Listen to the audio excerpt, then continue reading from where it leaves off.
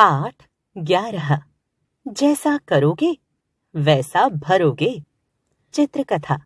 एक गांव में एक गरीब किसान रहता था। उसके 2 बेटे थे। बड़े बेटे का नाम था बाबूलाल और छोटे का नाम था श्यामलाल।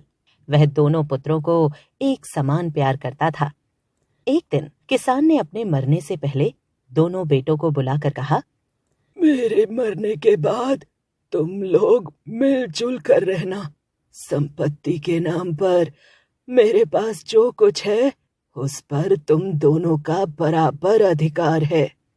इतना कहकर किसान ने अपने प्राण त्याग दिए। किसान संपत्ति के नाम पर एक गाय, एक नारियल का पेड़ तथा एक चादर छोड़कर मरा था, जिसे श्यामलाल किसी तरह हड़पना चाहता था। बाबूलाल सरल स्वभाव का था। इसी बात का फायदा उठाने की नीयत से एक दिन श्यामलाल ने कहा, भैया, मरने से पहले पिताजी ने कहा था कि उनके पास जो कुछ है उस पर हम दोनों का बराबर हक है, इसलिए आप मेरा हिस्सा मुझे दे दीजिए। ठीक कहते हो, लेकिन पिताजी ने ये भी तो कहा था कि तुम दोनों मिलजुल कर रहना। श्यामलाल ने झल्ला कर कहा, मुझे मिलजुल कर ही रहना है, आप मेरा हिस्सा मुझे दे दीजिए। ठीक है, जैसा तुम उचित समझो। इस तरह से बाबूलाल भी बंटवारे के लिए राजी हो गया। श्यामलाल बहुत खुश हुआ और उसने कहा, भैया, तुम बड़े हो, इसलिए मैं तुम्हें गाय का मुंह वाला भाग देता हूँ, क्योंकि गाय का मुंह वाला भाग ही सबसे अच्छा होता है। लोग इसके माथे पर तिलक लगाते हैं और इसकी पूजा करते हैं। चलो, मुझे मंजूर है। गाय के बंटवारे के बाद श्यामलाल ने नारियल के पेड़ का बंटवारा भी चालाकी से किया। उसने बाबूलाल से कहा, भैया, नारियल का पेड़ बहुत ऊंचा है, ऊपर चढ़ने में आपको काफी मेहनत करनी पड़ेगी।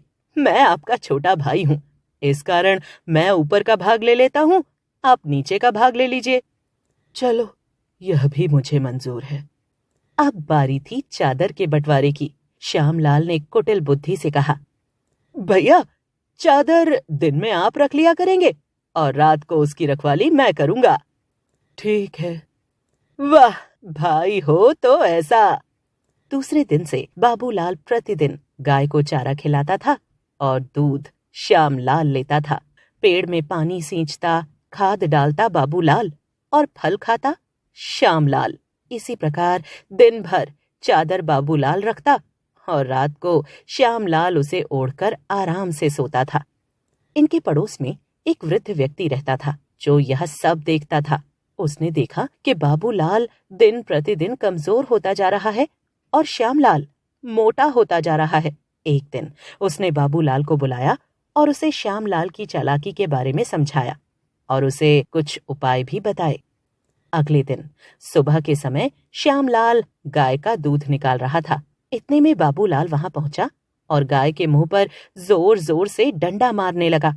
गाय ने बिदक कर श्यामलाल के मुंह पर लात दे मारी। श्यामलाल किसी तरह से संभल कर उठा और उसने कहा, भैया, तुमने यह क्या किया?